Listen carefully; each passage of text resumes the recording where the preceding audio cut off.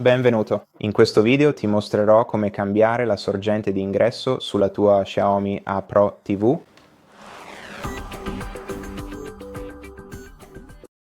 Per farlo devi semplicemente premere il tasto sorgente di ingresso sul tuo telecomando e se non riesci a trovarlo si trova proprio qui sopra il tasto dei servizi rapidi.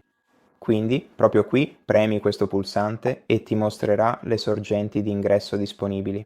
Puoi anche farlo utilizzando l'interfaccia della tua TV. Tutto quello che devi fare è navigare fino all'icona delle impostazioni rapide, selezionarla e poi selezionare sorgente di ingresso. Questo aprirà la stessa barra laterale delle sorgenti di ingresso.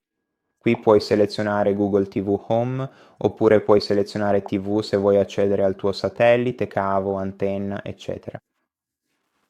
Canali. Oppure puoi selezionare una delle porte HDMI o la V se è collegato alla tua TV. E questo è tutto. Grazie per la visione. Se ti è stato utile, iscriviti, metti like e commenta qui sotto. Alla prossima!